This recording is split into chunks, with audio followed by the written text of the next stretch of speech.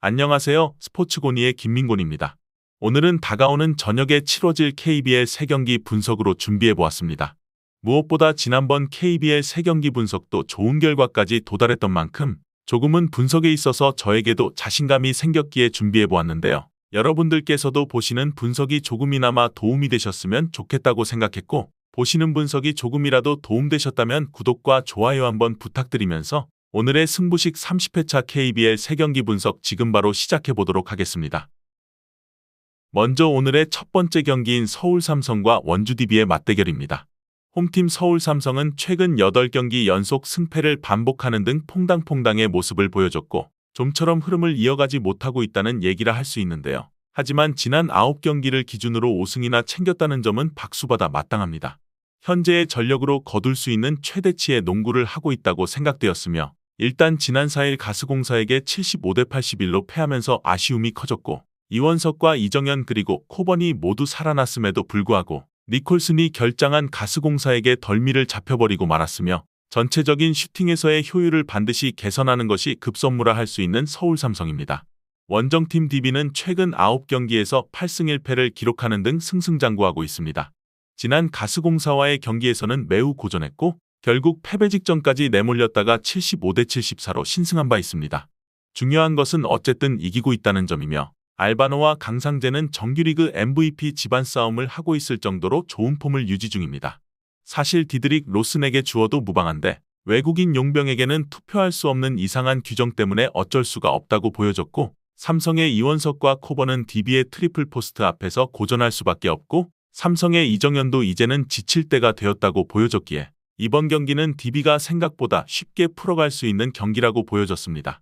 또한 올 시즌 5차례 맞대결에서 모두 DB가 압승을 기록했는데요. 심지어 접전조차 없었을 정도이며 해당 5경기에서 모두 최소 87점 이상을 올렸고 4차례 91점 이상을 3차례 94점 이상을 2차례 102점 이상을 올렸다는 점을 잊지 말아야 하며 5라운드에서 무려 108점이나 기록한 바 있는 DB이고 삼성은 매경기 수비에서 기복을 보이고 있으며 DB가 이번 경기에서도 빠르게 달리며 맹폭을 가한다면 실점이 대폭 늘어날 수 있다고 보여졌기에 다득점의 선택지와 DB의 핸디캡 승리 쪽 접근을 채택해보도록 하겠습니다.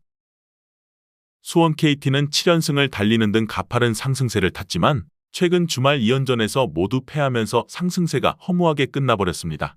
2일 토요일 부산원정에서 94대 101로 패했고 3일 일요일에는 안방으로 복귀했으나 창원 LG에게 60대 75로 덜미를 잡히고 말았습니다.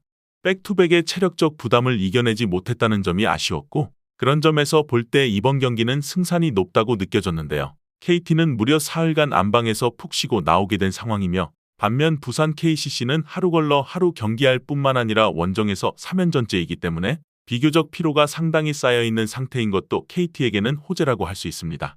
두 팀은 올 시즌 4차례 맞대결에서 KT가 3승 1패로 앞서고 있는 모습인데요. 1라운드부터 2라운드에서는 압승을 기록했고 3라운드에서는 접전 끝에 3점 차로 신승을 기록했습니다.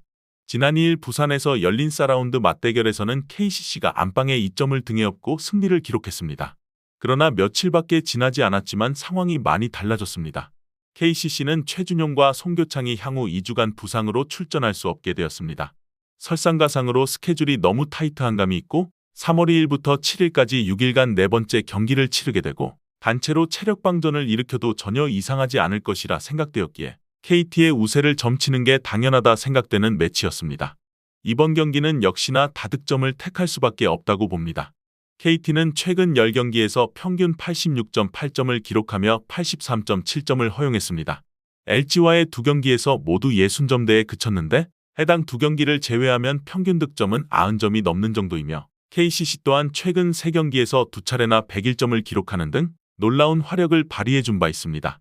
지난 5일 손호와의 경기에서는 허웅이 30득점을 폭격하는 등 117대 85의 완승을 이끌었습니다. 러가나와 이승현의 활약상도 나쁘지 않았던 만큼 고득점의 난타전 가능성이 높아 보이기에 다득점까지도 채택해볼 수 있었습니다. 창원 LG는 최근 SK와 정관장 그리고 KT를 연달아 때려잡고 신바람을 내고 있습니다. 확실히 마레이가 복귀하니 경기를 풀어가기가 한결 수월해졌고 주목해야 할 것은 양홍석이라 볼 수 있습니다.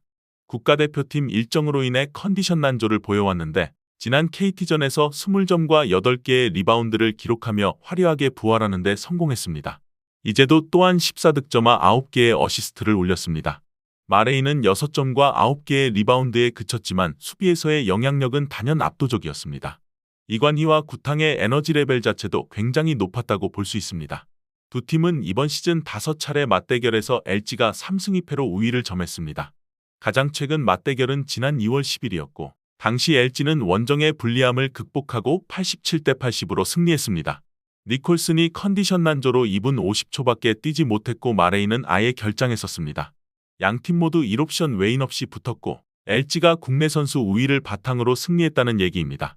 이는 이번 경기에서도 유효할 것이라 보여졌고 로테이션 뎁스가 더 풍부한 쪽은 역시나 LG이며 가스공사는 니콜슨의 부상 이탈이 매우 치명적인 상황이며 게다가 원정 6연전째이기 때문에 방전될 우려가 있는 만큼 LG의 낙승을 예상해 볼 수 있었습니다.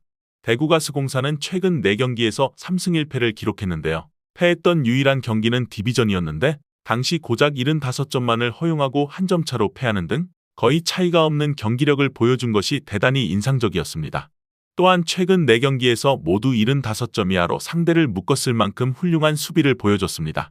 강혁 감독의 능력이 실로 대단해 보였으며 시즌 초반 수비 붕괴를 일으키며 최하위권으로 추락했던 팀을 바꿔놓았고 LG 또한 지난 3경기 연속 67실점 이하를 기록하는 기염을 토했고 마레이 효과가 굉장히 크다고 예상되는 만큼 저득점의 선택지를 채택해보도록 하겠습니다. 오늘 준비한 경기 분석은 여기까지입니다. 여러분들께서 보시는 분석이 조금이나마 도움이 되셨거나 준비한 분석에서 궁금하신 부분이 있으시다면 댓글로 말씀해 주시면 성실히 답변 도와드리겠습니다. 또한 현재의 분석을 토대로 한 최종적인 승부식 조합과 영상에서 다루지 않은 경기들에 대한 정보와 분석이 필요하신 분들께서는 하단의 댓글에 링크를 통해 경기 분석 문의 주시면 해외 축구 정보 공유방으로 무료로 입장 도와드리고 있으니 꼭 오셔서 추가적인 정보와 조합까지 받아보시는 것을 권장드리면서 오늘의 분석은 마무리해 보도록 하겠습니다. 시청해주신 모든 분들 감사합니다.